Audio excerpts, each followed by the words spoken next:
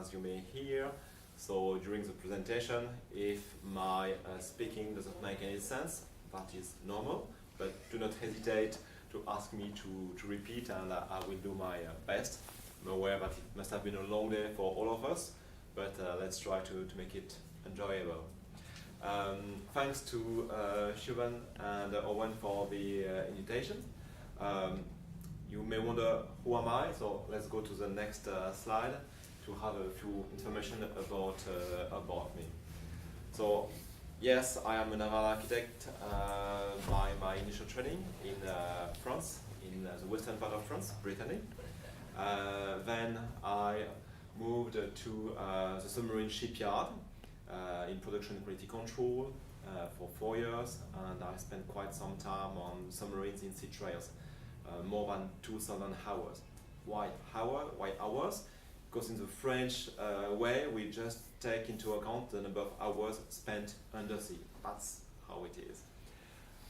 Then I spent 7 years in submarine signatures, and vulnerability was behind that, under the cone of silence as the Chatham rules, is that I was working on the design of the Barracuda class submarine, which is the SSN, so submarine with nuclear propulsion attack for the French Navy.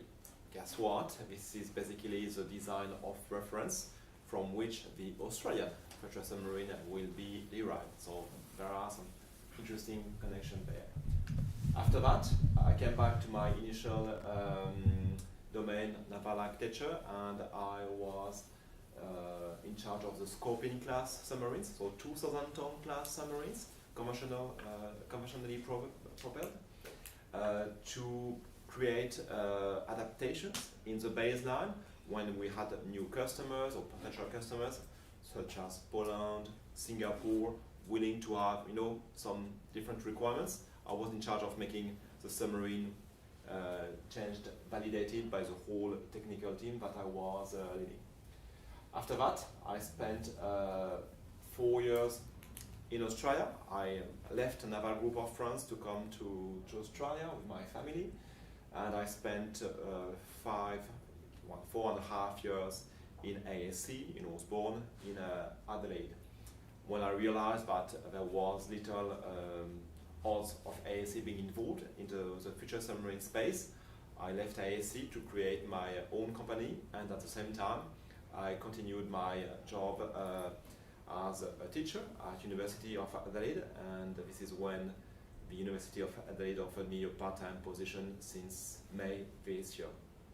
Over there, I'm in charge of the submarine engineering training and also of the submarine hub the shipbuilding hub for integrated engineering and design, where we aim at developing an R&D facility in the maritime space.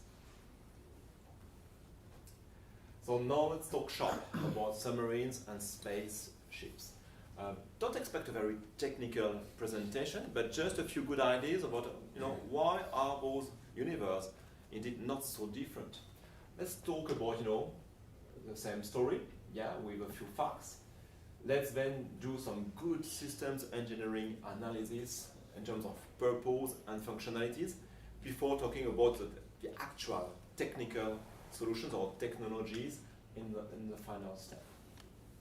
But first of all, why are we all here? I'm not talking about the place and the bar and the beers, but we as naval architects. And it's because basically when we were kids, we had dreams. I mean, among you, who has not played with a boat, a submarine, a plane, and say, well, when I will be, older, I will design these things, or I will be a pilot.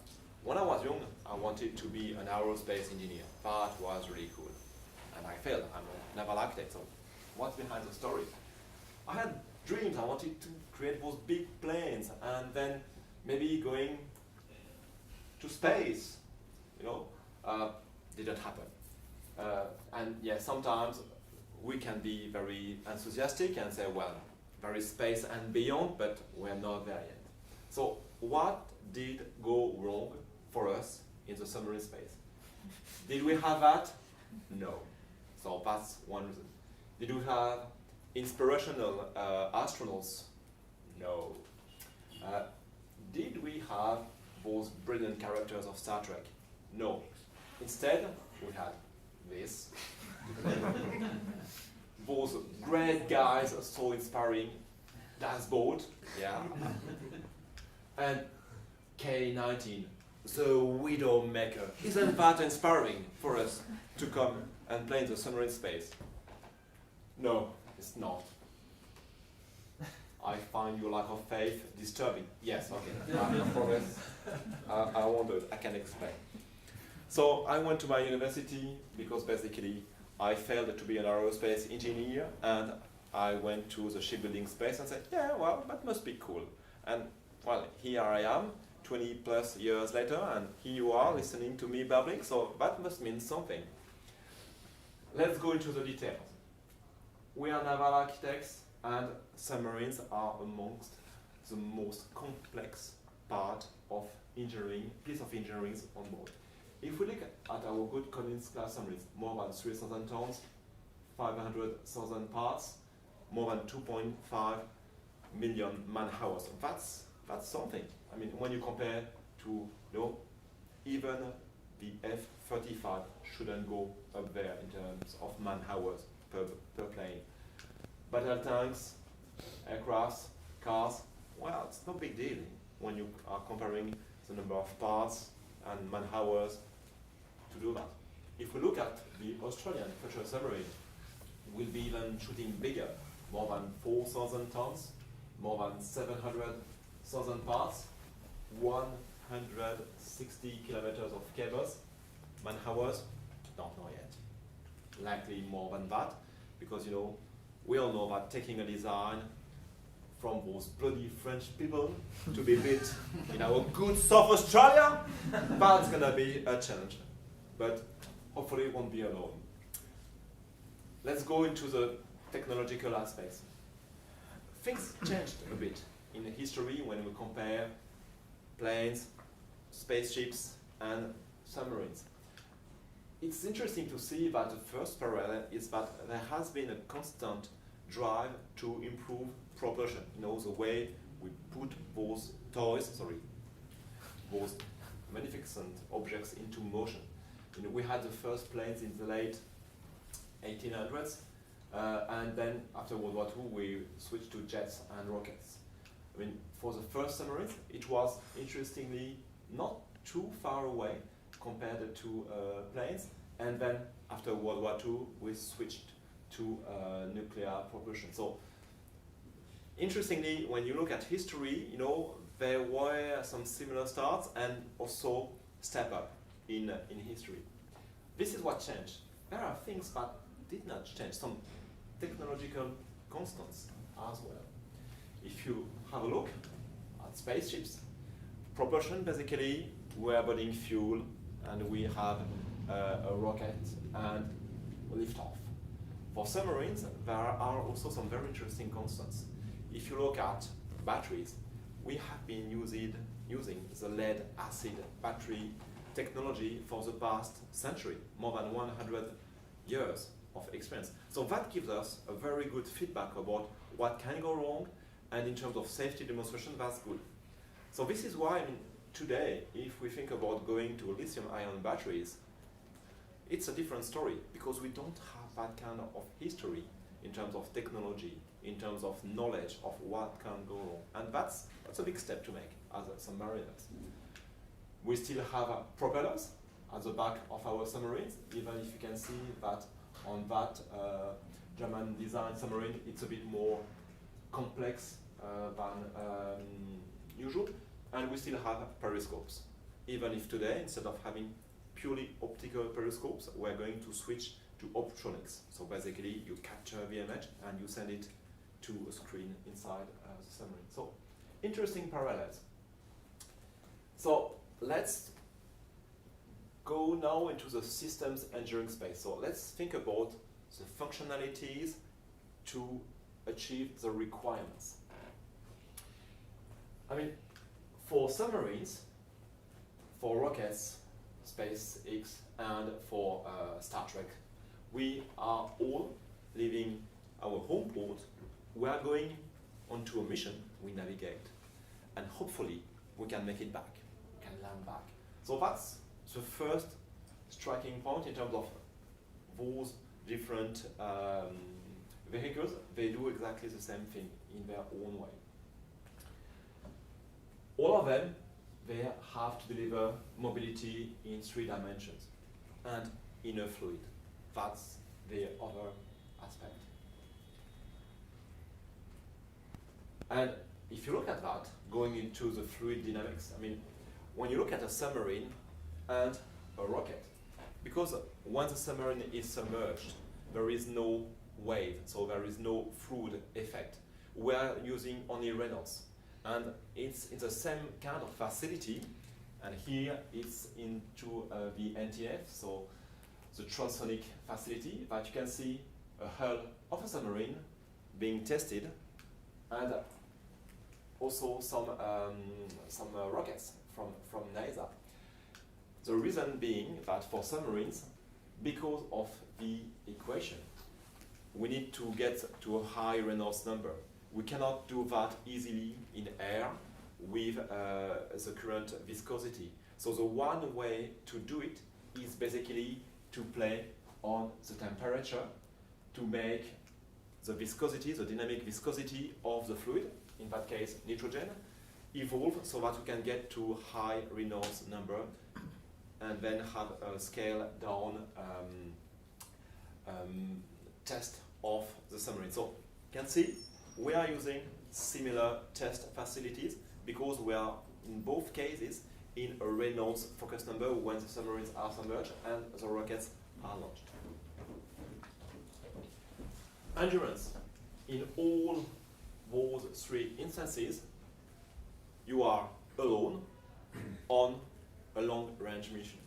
I mean, apart from the wolf pack technique of World War II, where submarines were hunting together, nowadays submarines are still quite some big lone wolves.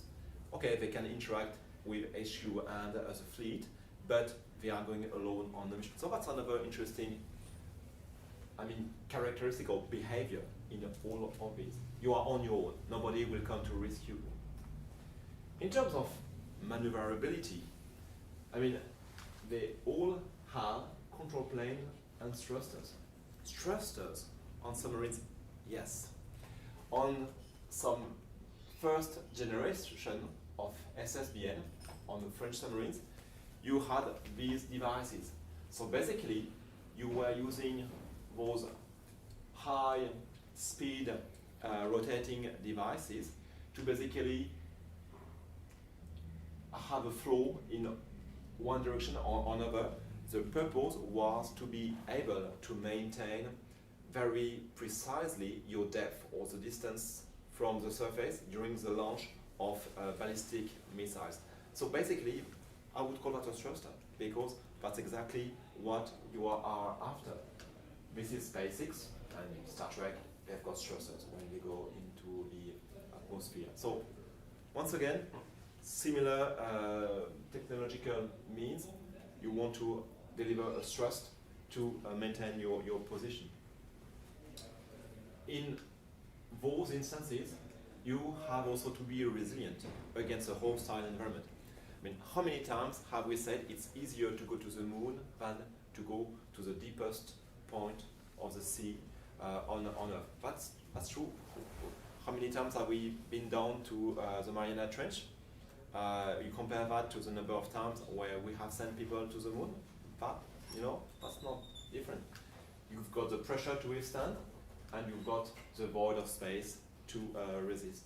So all those environments are not friendly towards what is inside. When you look at that from a structural point of view, here is a rocket. You've got cylinders, stiffeners. This is a typical pressure hull for a submarine. Just zoom in, present that to people that are not that knowledgeable and say, okay, which one is submarine? Which one is the rocket? Don't they look similar? So similar approaches to find ways to withstand the pressure issues. I won't delve into the Star Trek things, but it looks exactly similar in terms of the way that you are using compartments, dedicating functions to some specific, dedicating rooms to some specific functionalities. That's the same way here, here, and here. Look at those crew quarters. I mean, it doesn't strike you straight away which one belongs to a space station, which one belongs to a submarine, which one is coming from Star Trek. It's not that obvious. And when you look at the way they are arranged, they share some similarities. You have accommodations. You need some life support systems. On a submarine, you need to get rid of the carbon dioxide, other pollutants, and you need to generate oxygen. And basically, on the first nuclear-powered submarines, because they were not going close to the surface to replenish their atmosphere with an induction mast, they had to use solutions from the space industry. So that's interesting comparison. In terms of mission payload, even if I'm not a big fan of the term mission payload, you can have away mission. I mean, in Star Trek you have little shuttles going away from the main ship, from the mothership. On the submarines, you can have swimmer delivery vehicles leaving the mothership for a Spec Ops mission and coming back. And with SpaceX and Tesla, well, they have launched a Tesla car into space, so that's a clear demonstration that it's exactly the same thing. Torpedoes. Obviously, we've got torpedoes on submarines. Star Trek, they are launching photon torpedoes. We're not quite there yet. And for Tesla and SpaceX, we should ask Elon Musk, because I think that at the moment he can launch whatever he wants. Okay, we have talked a lot about you are in a foreign and hostile environment. You have to be mobile in that environment. You have to withstand that hostile environment. But you also need to be aware of what's happening around you in that environment. So you need some sensors. I mean, we all agree that whether you are in space or under sea, sight is not the obvious sensor that you are using. It's coming at a last resort. So we are using arrays, and other range of sensors for depth, temperature, electromagnetic sensors. Guess what? We've got some things here. We've got a flux gate magnetometer. We've got flux gate magnetometers on submarines as well, because you can use these magnetometers to compare with a map of the Earth magnetic field and determine, thanks to that, your location. And it's quite good in terms of in terms of precision.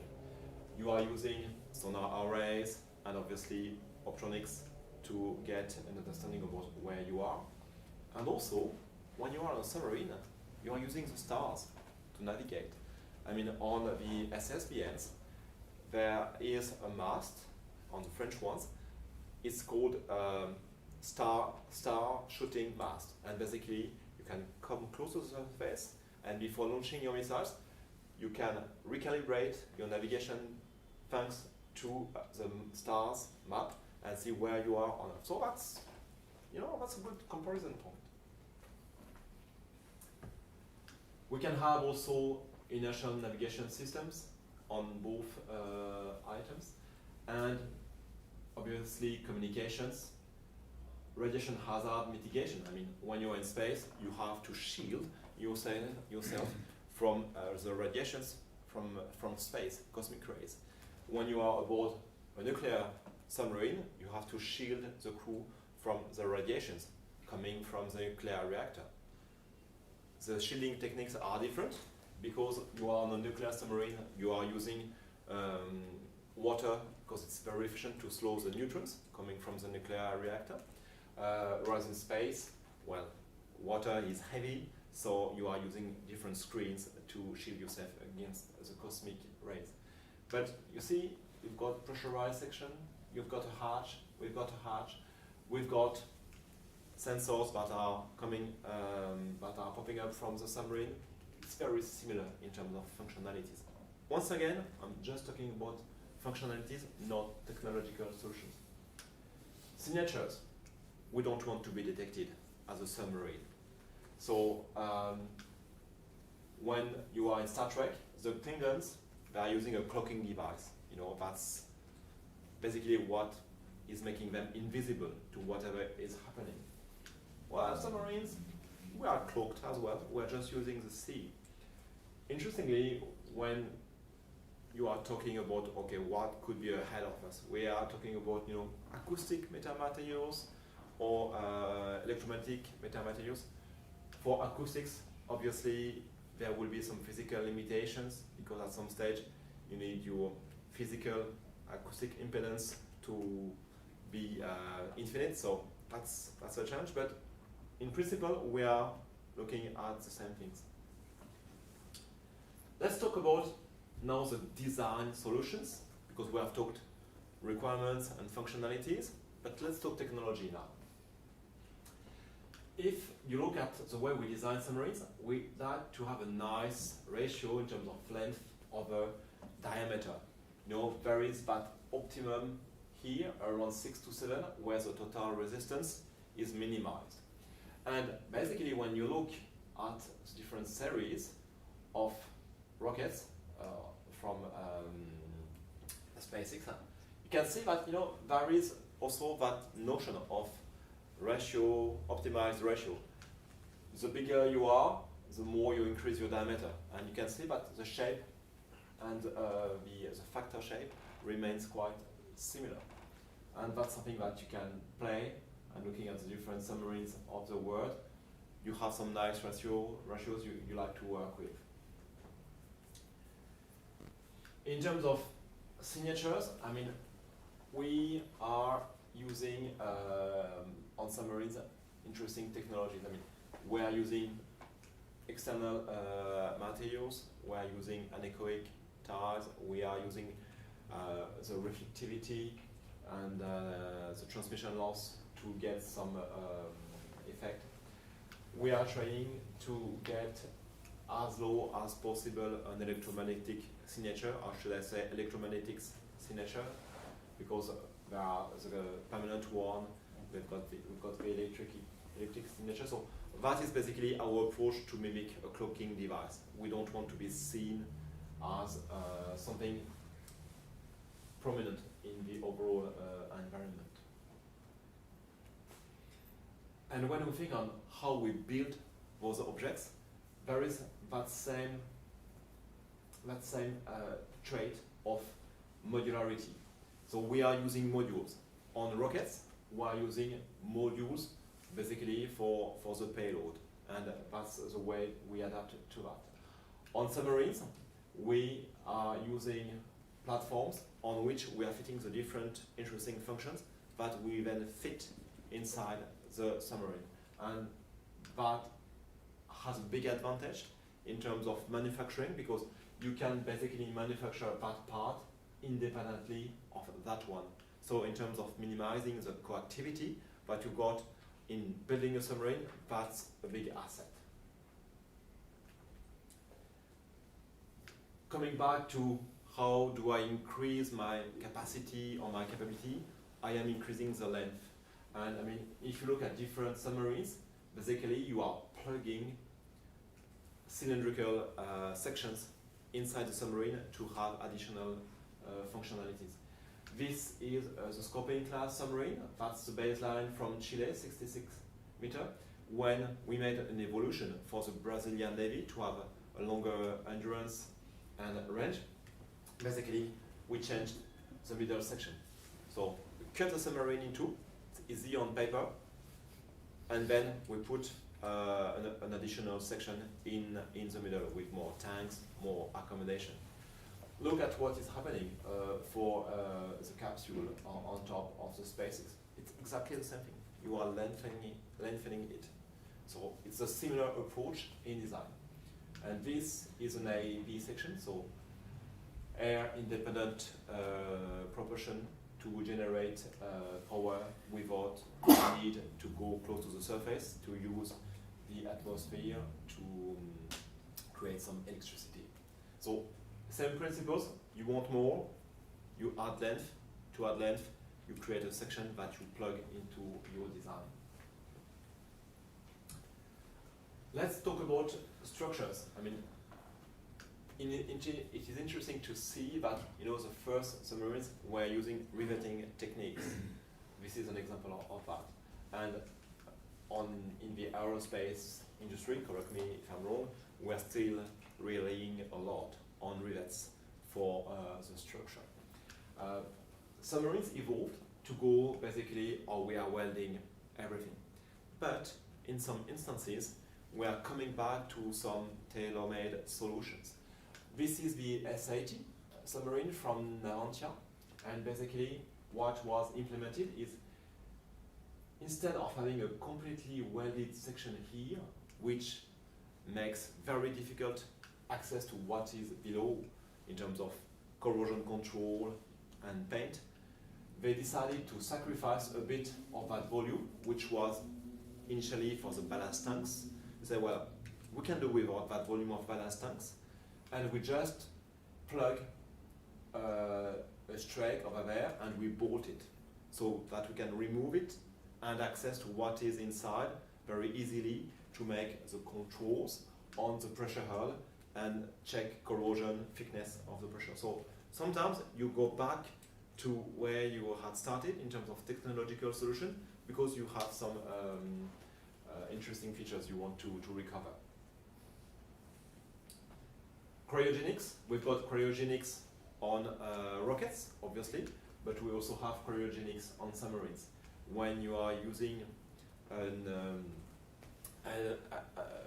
air-independent propulsion systems, whether it is a Stirling system, MESMA, fuel cells, you are in all instances using liquid oxygen, and you need to store that into that nice little tank, which is not something you are very happy to have on submarines, because when these things go wild, it's not happy. It's not happy anything. I've got a story about that one. It's on the Agosta class submarine for the Pakistani Navy.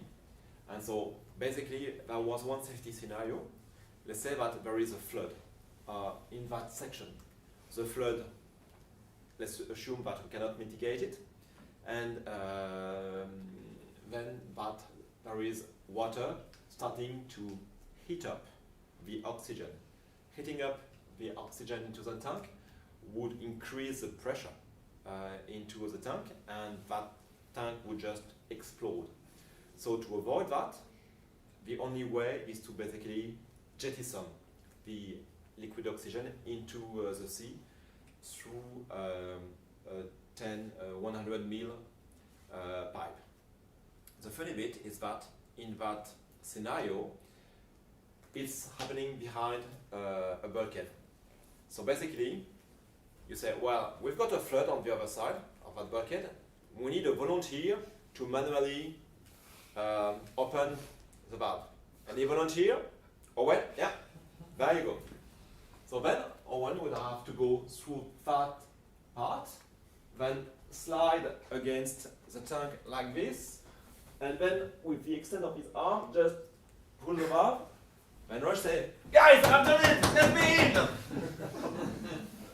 Pakistani way, that must be very fun. I said, well, should we have a more automated solution for the valve? And they said, no, it's not safe enough. That's another kind of silence, of course. Do we have reactors on submarines? Yes, with nuclear propulsion we have some reactors, and on Star Trek ships we have reactors as well. Not sure we have some of them yet on spaceships from SpaceX, but some Russian satellites had some nuclear generated electricity. So see, commonalities once again. So what also can go wrong on spaceships can go wrong on submarines. I remember that, on a submarine that we had in FCD, in full cycle docking, in France, it was in the 60s. After 2 years of docking, the submarine was shiny, brand new. And so we said, okay, now we are going to undock submarine. And so everybody went out, and then somebody opened the water valve for the water to go into the dock. And then we're waiting. Say, well, now the submarine should lift. Now, why isn't she lifting? And then we basically could see the submarine, not lifting, and the water going up, up, up, up.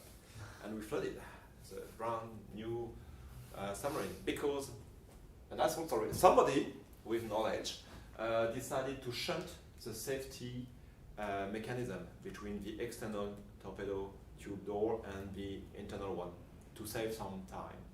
And he had forgotten to put the safety back.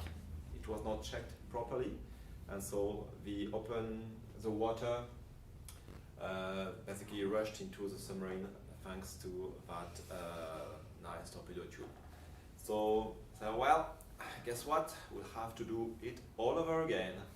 So basically, that boat stayed 5 years in FCD. So things like that happen on the big overruns, but not for the same reasons.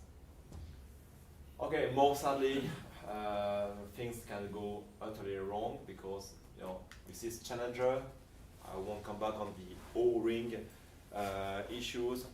Somebody had said, yeah, she'll be alright, that will do. I don't know what happened on the Kursk, but things like that happen. I mean, we've got plenty of stories where we are trusting, the technical team, and something can go wrong. So, and we have to pay a dire price. It's not that. It's still quite fresh in our memory what happened on the San Juan from the Argentinian Navy.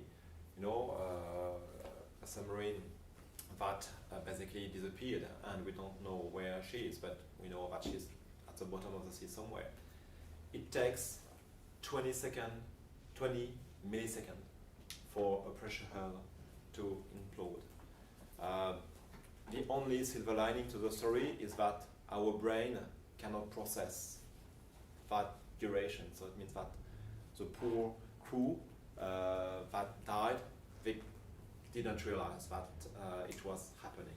So it was very different for those in that submarine who were trapped in the aft part and couldn't escape. So, are we so different between submarines, SpaceX, and Star Trek? According to Lord Vader, no. I will show you the beauty of the dark side. I hope that this is what I have accomplished tonight. Thank you very much for your attention and your patience in listening to my South Australian accent. If you have any questions, please, you're more than welcome.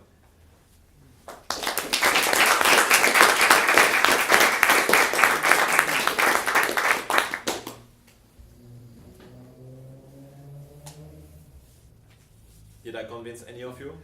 No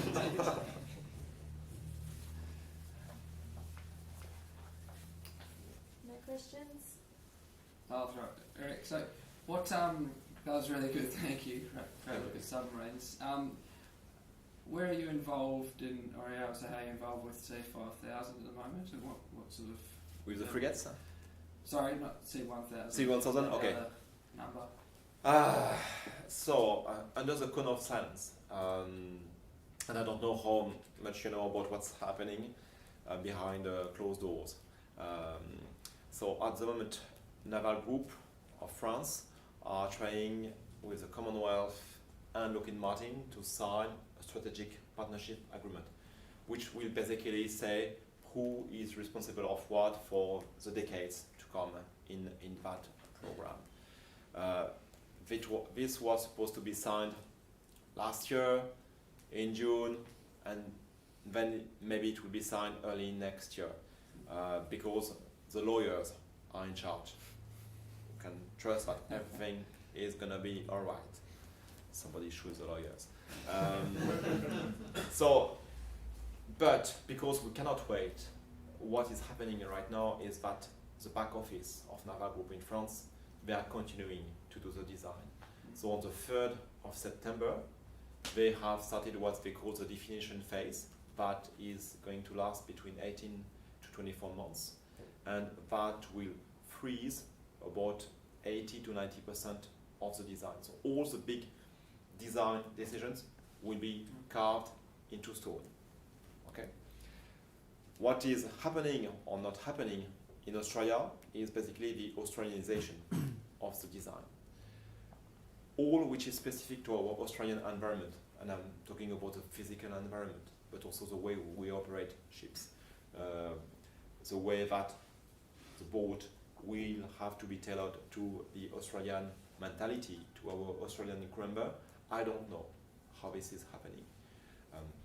DST people are trying to get an understanding on how the French design philosophy and the assessment of the performances are being done, so that they can talk the same language and basically set requirements in a shared understanding way. We are supposed to do some research and innovation and development on these submarines in Australia at some stage. But because the strategic partnership agreement is not signed, it's very difficult to have more than MOUs between universities or consortiums of institutions being created and say, yeah, we are going to work together. But the actual projects are not coming very quickly, if I may say, at the moment. I know that behind the scenes a few things are being done. Training need analysis. There is also the shipyard that is going to be built.